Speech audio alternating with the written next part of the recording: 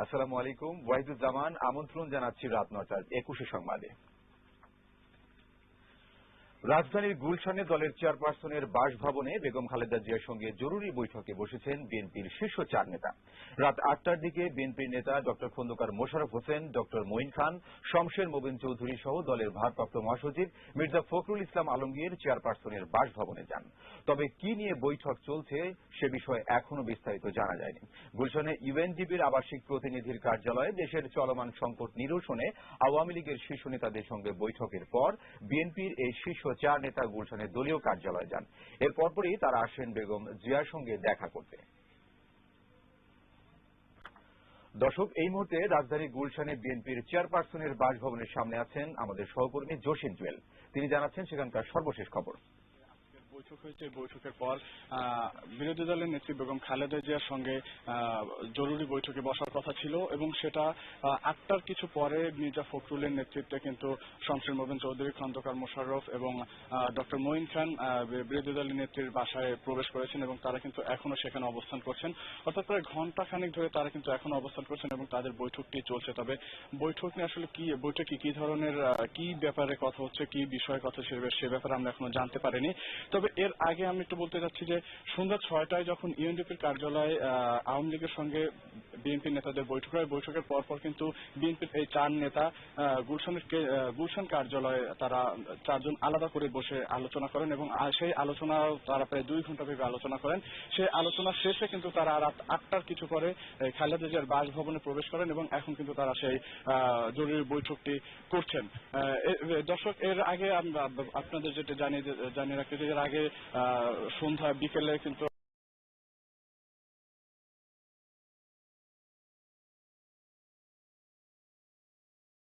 আওয়ামী লীগের সঙ্গে যে বৈঠক হয়েছিল সেই বৈঠকেও কিন্তু বিএনপি নেতারা বারবার বলেছিলেন যে বৈঠকে তারা বেশ কিছু প্রস্তাব আওয়ামী লীগকে দেওয়া হয়েছিল এবং সেই প্রস্তাব নিয়ে তারা কিন্তু এখন এই বিরোধী দলের নেত্রীর সঙ্গে আলাপ করছেন। এখন দর্শক, বৈঠকটি চলছে, জরুরি বৈঠকটি চলছে। বৈঠক থেকে শেষ হওয়ার পরে মির্জা ফখরুল বা বিএনপির ৪ নেতা বের হওয়ার পরে আমরা তাদের সঙ্গে কথা বলার চেষ্টা করব। যদি আমরা তাদের সঙ্গে কথা বলতে পারি এবং সেখান থেকে কিছু যদি কোনো তথ্য পেলে আমরা পরবর্তী সংবাদে আপনাদের জানিয়ে দেব। তো দর্শক, এই ছিল এখানকার সবশেষ খবর। জসিম, আপনাকে ধন্যবাদ। দর্শক, জসিম বলছিলেন চেয়ারপারসনের কার্যালয় থেকে। এর আগে জাতিসংঘ বিশেষ দূত অস্কার ফার্নান্দেজ তারানকোর বিদায়ের প্রথম বৈঠকে দুই প্রধান দলের শীর্ষ নেতারা সংকট নিরসনে নিজেদের প্রস্তাব তুলে ধরেছেন। বৈঠক শেষে আওয়ামী লীগের সাধারণ সম্পাদক সৈয়দ আশরাফুল ইসলাম এবং বিএনপির ভারপ্রাপ্ত মহাসচিব মির্জা ফখরুল ইসলাম আলমগীর জানান, দুই পক্ষই নিজেদের প্রস্তাব তুলে ধরেছে। এবার দলীয় ফোরামে আলোচনার পর পরবর্তী পদক্ষেপ নেওয়া হবে। আওয়ামী লীগ ও বিএনপির শীর্ষ নেতাদের বৈঠক শেষে আওয়ামী লীগ সাধারণ সম্পাদক সৈয়দ আশরাফের নেতৃত্বে দলের একটি প্রতিনিধি দল গণভবনে গিয়ে প্রধানমন্ত্রী শেখ হাসিনার সঙ্গে বৈঠক করেন। গণভবনের সামনে আছেন সহকর্মী সাজিদ রোমেল। তিনি জানাচ্ছেন সেখানকার সর্বশেষ খবর। আগে কিন্তু একটি বৈঠক শেষ হয়েছে, যে বৈঠকটি অত্যন্ত গুরুত্বপূর্ণ ছিল। অর্থাৎ গণভবনে যে বৈঠকটি হয়েছে সেখানে আজকে এর মধ্যে জেনে ফেলেছেন যে বিএনপি এবং আওয়ামী লীগের মধ্যে যে চলমান রাজনৈতিক সংকট নিরসনে যে একটা সমঝোতার উদ্যোগ হিসেবে তারান্ত যেটা শুরু করে গিয়েছিলেন সেটা আজকেও হয়েছে এবং সেই বৈঠকটির সূত্র ধরেই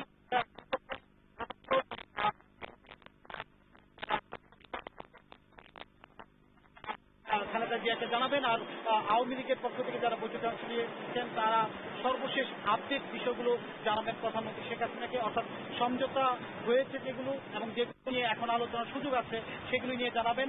আমরা জেনেছি, এরই মধ্যে নিশ্চিত হয়েছি, এরই মধ্যে সেই বৈঠকটি কিন্তু শেষ হয়েছে এবং সেই বৈঠকে উপস্থিত ছিলেন বিএনপির সঙ্গে যে সিনিয়র নেতৃবৃন্দ বৈঠক করেছেন, তার তোফায়েল আহমেদ, আমির হোসেন আমু এবং এ বাইরে গওহর রিজভী তো ছিলেনই। সেই সঙ্গে প্রধানমন্ত্রীর এই বৈঠকে সিনিয়র অনেক নেতৃবৃন্দ উপস্থিত ছিলেন, যেমন উপস্থিত ছিলেন ভিডিও বিএনপি বৈঠকে। আপনারা যেরকম সাজেদ, আপনাকে ধন্যবাদ। দর্শক, সাজেদ বলছিলেন গণভবন থেকে।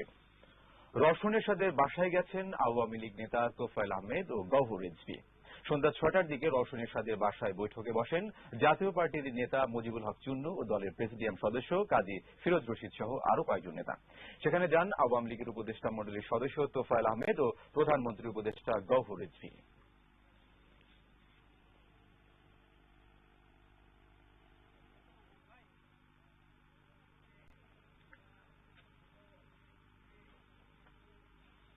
এর আগে হুসেইন মোহাম্মদ এরশাদ ছাড়া অন্য কারো নেতৃত্বে জাতীয় পার্টি নির্বাচনে অংশ নেবে না বলে সাফ জানিয়েছেন দলের মহাসচিব রুহুল আমিন হাওলাদার।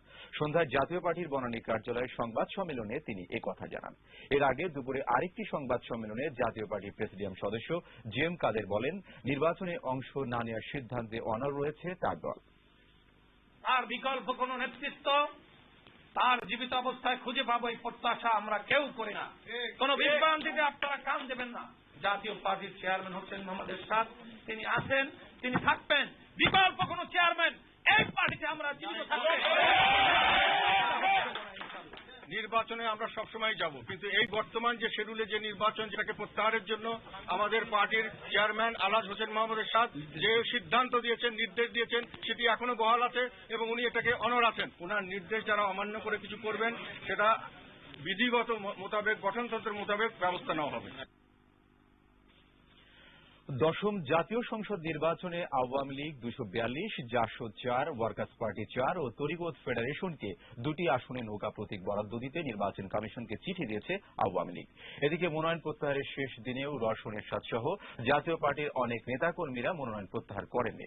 যেকোনো জাতীয় নির্বাচনের তুলনায় এবারের নির্বাচনে ব্যাপক সংখ্যক একক প্রার্থী নির্বাচিত হতে যাচ্ছে। এদিকে প্রধান নির্বাচন কমিশনার বলেছেন, নির্বাচনের রাজনৈতিক সমঝোতার বিষয়টি কঠিন হয়ে পড়ছে। প্রতিনিধি ও সহকর্মীদের সহায়তায় রিপোর্ট করছেন ফাল্গুনী দত্ত। বৃহস্পতিবার বিকেলে আওয়ামী লীগের পক্ষ থেকে দলীয় সভানেত্রী প্রধানমন্ত্রী শেখ হাসিনার স্বাক্ষর করা চিঠি নির্বাচন কমিশনে পৌঁছে দেওয়া হয়। চিঠিতে দলের এবং জোটের প্রার্থীদের জন্য নৌকা প্রতীক বরাদ্দ দেওয়ার অনুরোধ করা হয় ইসিকে।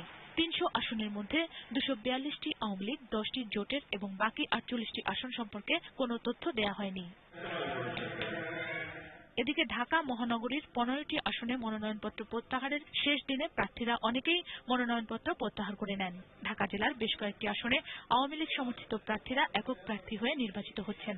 বিভাগীয় কমিশনার জানিয়েছেন, প্রার্থিতা চূড়ান্ত করার পর শনিবার প্রতীক বরাদ্দ দেওয়া হবে। আমাদের কালকের সময় হচ্ছে 10টা থেকে 1টা পর্যন্ত হচ্ছে প্রতীক বরাদ্দ দেওয়া।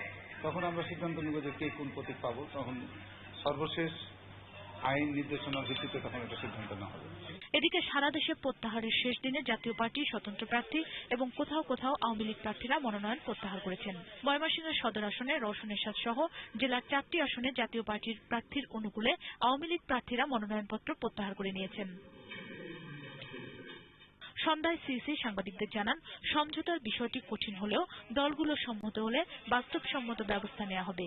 ডিফিকাল্ট হয়ে যাচ্ছে, কিন্তু সুযোগ সবসময় থাকবে। সবাই যদি একটা বাস্তবসম্মত সিদ্ধান্তে আসেন, তাহলে উন্নয়ন বলে দিবেন কিভাবে আমরা অগ্রসর হব। এদিকে শনিবার সকাল 10টা থেকে দুপুর 1টা পর্যন্ত চূড়ান্ত প্রার্থীদের প্রতীক বরাদ্দ দেয়া হবে।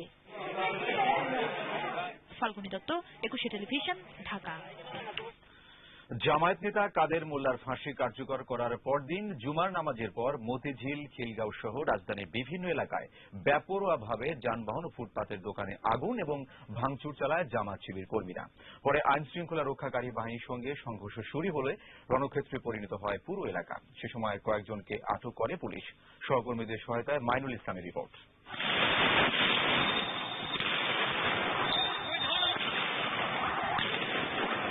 জামাত নেতা কাদের মোল্লার ফাঁসির ঠিক পরদিন জুমার নামাজের পরে মতিঝিলের কাঁচাবাজার এজিবি কলোনি মোড়ে এভাবেই আইন শৃঙ্খলা রক্ষাকারী বাহিনীর সঙ্গে সংঘর্ষে জড়িয়ে পড়ে জামাত শিবির কর্মীরা। জামাত শিবিরের কয়েকশো নেতাকর্মী লাঠি নিয়ে মিছিল বের করলে আইন শৃঙ্খলা রক্ষাকারী বাহিনীর সঙ্গে সংঘর্ষে জড়িয়ে পড়ায় মুহূর্তেই রণক্ষেত্রে পরিণত হয় গোটা এলাকা। মিছিল থেকে পুলিশকে লক্ষ্য করে ইট পাটকেল ছুড়লে পুলিশও পাল্টা গুলি ও টিয়ার সেল নিক্ষেপ করে। সে সময় শিবির কর্মীরা বেশ কয়েকটি মোটরসাইকেল ও প্রাইভেট কারে আগুন লাগিয়ে ব্যাপক ভাঙচুর চালায়। এ সময় কয়েকজনকে আটক করে পুলিশ।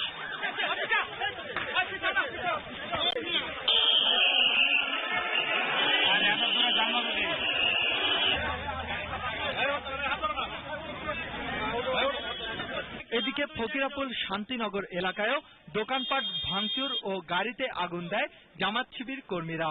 সে সময় আইন শৃঙ্খলা রক্ষাকারী বাহিনী ফাঁকা গুলি ও কাঁদানে গ্যাস ছুড়ে পরিস্থিতি নিয়ন্ত্রণে আনে। এছাড়া মালিবাগে মিছিল থেকে তাণ্ডব চালায় বিক্ষুব্ধ নেতাকর্মীরা। সে সময় গাড়িতে আগুন ও ভাঙচুর চালায় তারা। পরে এই সংঘর্ষ পল্টন, খিলগাঁও ও রামপুরা এলাকায় ছড়িয়ে পড়ে। এ সময় সাধারণ মানুষ আতঙ্কে দিক বিদিক ছুটাছুটি করে। আমি মাত্র ছেলেটাকে নিয়ে গেটের দিকে ঢুকছি, এমন সময় বোমাবাজিতে একদম পুরো অন্ধকার হয়ে গেছে। কতক্ষণ পরে শুনি যে আমার গাড়িটা নাকি আগুন জ্বালিয়ে ফেলছে।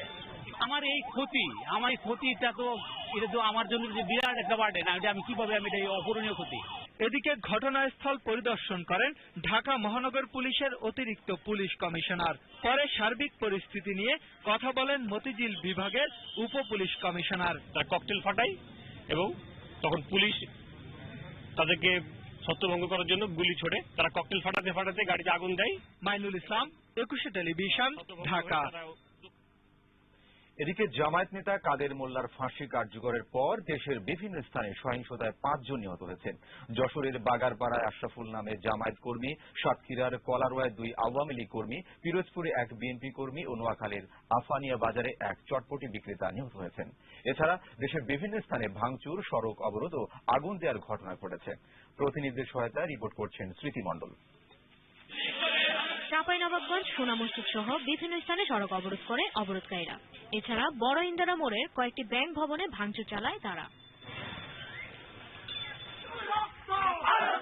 চট্টগ্রামের সাতকানিয়া ও লোহাগড়ায় বিভিন্ন স্থানে সড়ক অবরোধ করে অবরোধকারীরা।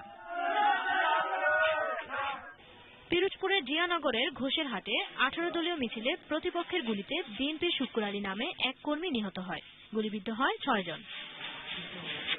নোয়াখালীর বেগমগঞ্জের আফানিয়া বাজারে আইন শৃঙ্খলা রক্ষাকারী বাহিনীর সঙ্গে সড়ক অবরোধকারীদের সংঘর্ষের সময় খোরশেদ আলম নামে 1 চটপটি বিক্রেতা গুলিবিদ্ধ হয়ে মারা যান। সাতক্ষীরার কলারোয়ায় আজিজুর রহমান ও জজ মিয়া নামে আওয়ামী লীগ কর্মীকে কুপিয়ে ও পিটিয়ে হত্যা করা হয়। এছাড়া সাতক্ষীরার বিভিন্ন স্থানে সড়ক অবরোধ করা হয়।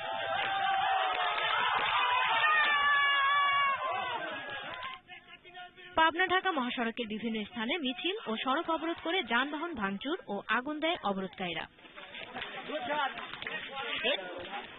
সিরাজগঞ্জের বেলকুচি ও উল্লাপাড়ায় বিএনপি নেতার সিনেমা হল সহ আওয়ামী লীগ নেতাকর্মীর অন্তত 30টি ঘরবাড়ি, দোকানপাটে হামলা, লুটপাট এবং আগুন দেওয়ার ঘটনা ঘটে।